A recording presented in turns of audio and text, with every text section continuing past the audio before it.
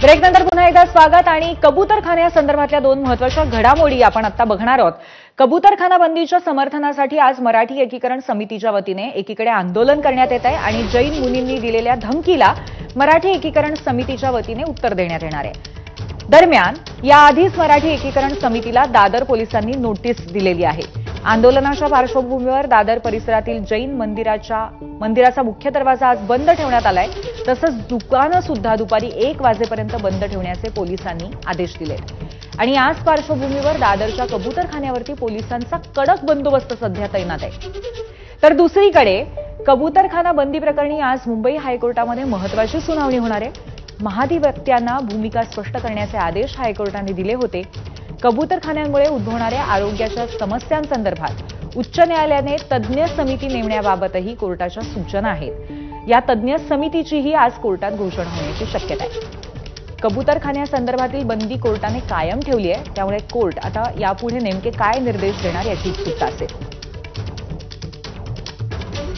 आपले प्रतिनिधी सूरज सावंत आपल्यासोबत लाईव्ह आहेत आणि कबूतरखान्याच्या आजच्या आंदोलनाच्या अनुषंगाने आपल्याला अधिक अपडेट देतील। सूरज, नक्की किती बंदोबस्त आहे तिथे आणि त्याचबरोबर महत्त्वाची गोष्ट अशी आहे की मध्यंतरी जे आंदोलन झालं होतं जैन समाजाच्या वतीने त्या बाबतीमध्ये कुठेच अटक झाली नाही, परंतु आज मराठी एकीकरण समितीला मात्र आधीच पोलिसांनी नोटीस दिली आहे। पूर्वी नक्कीच कबूतरखाना बंदी संदर्भात मराठी एकीकरण समितीकडनं आज आंदोलनाचा पवित्रता घेण्यात आलेला आहे। 6 तारखेला जी घटना या ठिकाणी घडली, कबूतरखान्याचे जे या ठिकाणी छप्पर आहे ते काढण्यात आलं होतं, त्यानंतर जवळपास 2 ते 3 तास या ठिकाणी आंदोलक हे थांबलेले होते, त्यांच्यावरती कुठलीही कारवाई करण्यात आली नाही। दुसरीकडे पोलिसांशी ज्यावेळी आम्ही संपर्क केला होता त्यावेळी पोलिसांनी सांगितलं होतं की ही वास्तू आहे, ही पालिकेच्या अंडर येते, पालिकेने जर तक्रार दिली तर त्या संदर्भात आम्ही गुन्हा दाखल करून घेऊ असं म्हणत पोलिसांनी देखील हात झटकल्याचं पाहायला मिळतंय। आज मराठी एकीकरण समितीकडनं जे आंदोलन होत आहे त्या आंदोलनाच्या पार्श्वभूमीवरती आपण पाहिलं तर झोन 5 च्या जवळपास सर्वच पोलिसांचा बंदोबस्त या ठिकाणी 150हून अधिक पोलीस बंदोबस्त या ठिकाणी तैनात करण्यात आलेला आहे। बॅरिकेडिंग मोठ्या प्रमाणात करण्यात आलेले आहेत। आपण पाहतोय की संपूर्ण कबूतरखान्याला पोलिसांच्या एकूणच व्हॅन ह्या मोठ्या प्रमाणात उभ्या आहेत। 150हून अधिक पोलीस या ठिकाणी गस्तीसाठी असणार आहेत।